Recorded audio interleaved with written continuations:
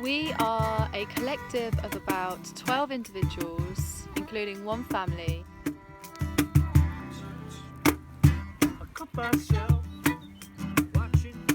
Our youngest member, Lucia, is 10 years old.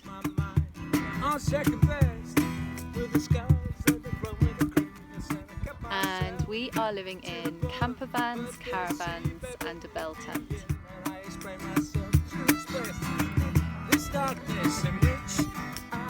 We are musicians, artists, DJs, yoga instructors,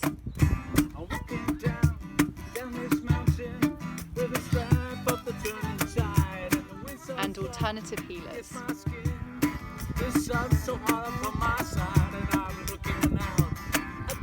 We came together about 6 weeks ago with the common interest of seeking peace, safety, and also the support of a family or tribe. All I was searching for was me.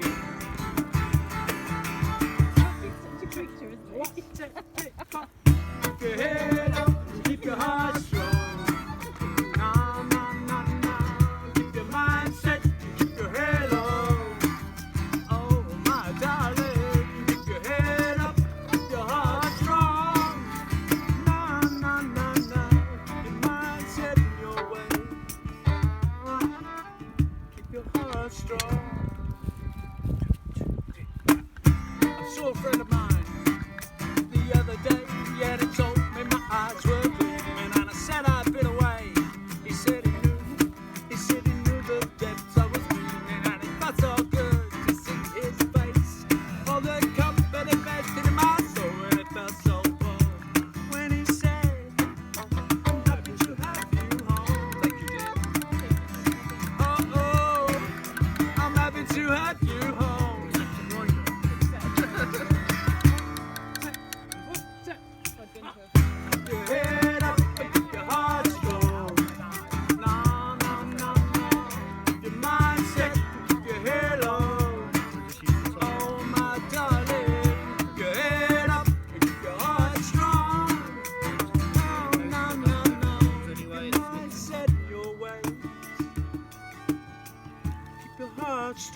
Well, I guess the main issue that we struggle with living in vans is finding somewhere to be. There is a psychological component to that. It's stressful not having somewhere to go, not having somewhere to live. The main struggles is finding somewhere safe to live. Being a van dweller, you can sometimes be confronted with angry and threatening residents and neighbours. Being looked down on and being looked at like you're a criminal when it is not an illegal activity at all.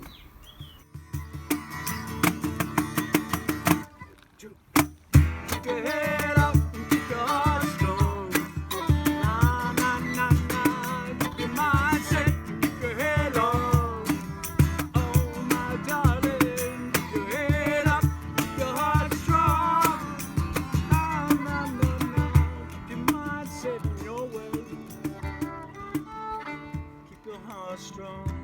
You go again. 'Cause I'll always remember you this way. Usually when you live in a van, the place where you're going to be parked is probably temporary, and so you don't have this kind of secure base. Obviously, living in a van, you're going to be moving around quite a lot, and that movement is what causes this kind of constant sense of instability.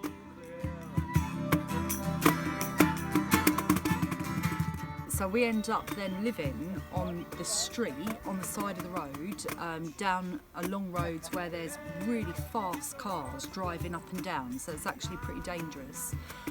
Also, we end up living with people, heavily using drugs and alcohol and of a different mindset. And then, obviously, this pandemic happened, so it became quite urgent that we had to find somewhere that was safe. Thank you.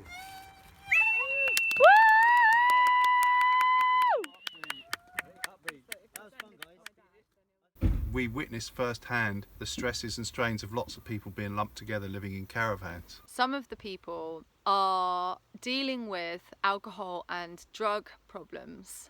As lockdown progressed, these alcohol and drug problems and also mental health problems worsened, having to listen to very upset people who were struggling with some very deep and dark issues were making it feel quite unsafe. About a week before we moved here, I had a pretty terrifying experience. At about 8 o'clock in the evening, I was on my way to the supermarket with Bjork. There was this very big and visibly incredibly intoxicated man a little bit further ahead of me. As I approached him, he stopped in the road and he turned to face me and he demanded that I give him my phone. When I said no, he then started screaming abuse at me and he chased me. I can tell you that this guy had a look on his face as if he was ready to kill. He almost looked totally possessed. It reminded me of a scene from 28 Days Later. It was like the physical manifestation of this unsafe energy which had been worsening and worsening over the last few months. And basically, we really needed to escape from this toxic environment. So what are you doing then, Chi? Making a funeral for this little lady. Let's have a look at the ladybird. Hang on. What happened to the ladybird? You squished it. What happened though? What happened before I stepped on it? It had landed on your arm, hadn't it? Yeah. And it accompanied you on our walk. And then for whatever reason it decided to fly and land underneath my foot. When I was searching for places to go, and I found this land as a proposed traveller site, and the reason I decided to come here was to highlight that the disparity between what the council thinks is a good place for us to live and what we think is a good place for us to live, because no one's actually consulted us. I came here because it was the most practical, the closest, the easiest, not affecting other people, and to highlight the issue that the council's not really doing what they said they were going to do. The council thinks it's not suitable for us to live on because in the winter it gets a bit wet and a bit soggy, and with a little bit of mitigation, a bit hardcore down, it would be fine to drive off and on in the winter. We don't need water, we don't need toilets, we can make compost toilets. I think the council believes that under current planning law it's not a good site for us because one, they can't provide shower blocks and toilet blocks because there's no drainage, there's no sewage, there's no mains piped in water. Well, these are the kind of conditions that I would like to experiment with and adapt to give it a go, you know, so that if we can change our lifestyle a bit, we can live in places that wouldn't normally be considered suitable because of modern planning rules. Back in the day, there were people who lived out on these fields when they were more marshy, when they were wetter, and they lived in huts on stilts. This gets a bit wet in the winter, but we can adapt to that. I mean, it doesn't stand in water, it just gets a bit soggy, so it would be all right for me to try that. And if it got too much, go somewhere else. What happened just now as well, which was like really bizarre? I was holding it like this, like in my hand, and then without the white stuff, and then all of a sudden it moved as I was saying a prayer. As you were saying these lovely words of love, it came back to life again. Yeah, it's alive. Is it still alive now? Yeah. Is it? Its hand was just moving.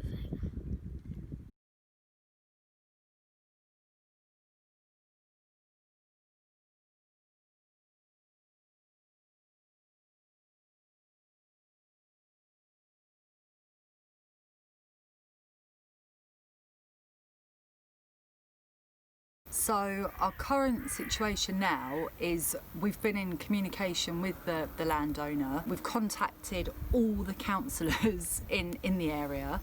Not many of them have got back to us. The communication has opened up between us and the landowner, which is great. At this point, the landowner would like us to move off of the land, which we're totally happy, to do, because we don't want to cost anyone money or cause any problems.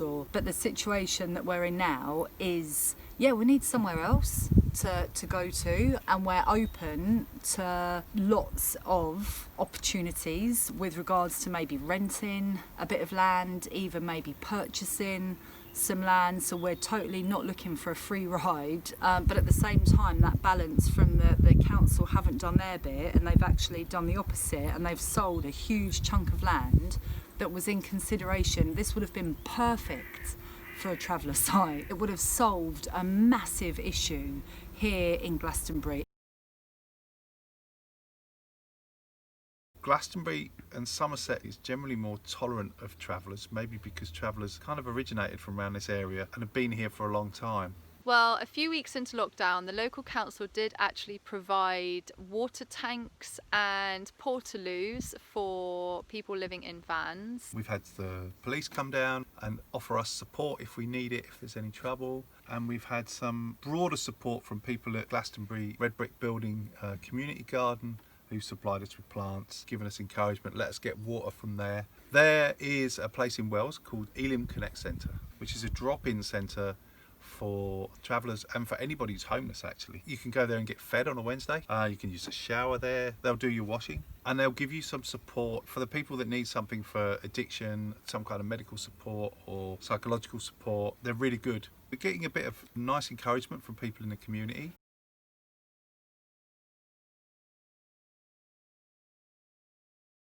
We have actually been making a massive effort to live as lightly as possible on the land and to preserve it in its natural and healthy state. For example, we have our own waste disposal system. So any rubbish and recycling we put on the trailer, and then every week or two when the trailer's full, we take the trailer to the recycling bins and dispose of our waste in the right way. So living very lightly on the land, so moving the vehicles around to make sure that we don't leave what we call a footprint, which is something that I wasn't really thinking too much about, but through this I'm well aware of that. And also not driving in the same patches as well, in and out of the gate. What we do is, say for example with this caravan, is it would be on this patch for around 2 weeks, and then we'll move it along so that then we're not damaging the grass or the ground underneath it. We also use ecological products like Faith in Nature,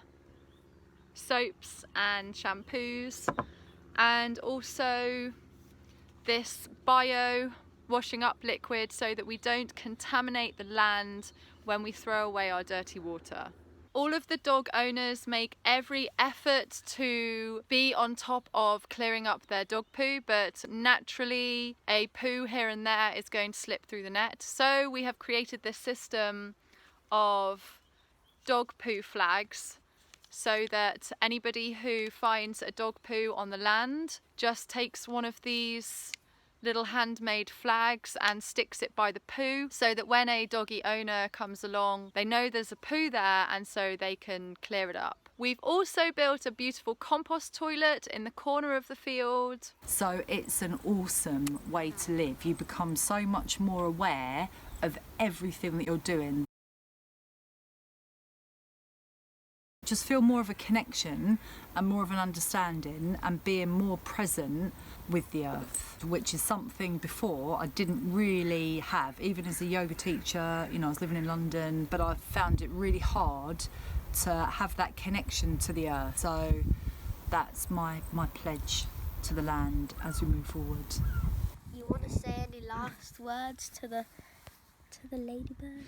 I want to say I'm really, really sorry for squishing you under my shoe, and I'm really glad that you spent your last moments of your life with travelling on Lucia's arm whilst we were in the nature reserve having a lovely Sunday walk. I think it's peed. To treat it well, to not pollute it, to not put harsh chemicals on it, to not leave a toxic inheritance for my grandchildren, or other people's grandchildren for that matter, to make it better than it was when we moved on, to increase the biodiversity, plant some trees that can be used and utilised, but enjoyed by people, fruits harvested, nuts harvested, and a shady spot to sit in the summertime, and somewhere for people to camp if they want to come and camp out for a few days. I guess what that is saying is that my promise to the land is to make it open and shareable to other people. And I'd really like to experiment with how lightly we can live on it and how we can adapt to it as it is. I'd rather it be as easy as, okay, if we all moved off, that what we had would just fall back onto its own footprint and nourish the land rather than destroy it. Oh, this is a really nice burial site. Say bye-bye. Bye. Bye-bye.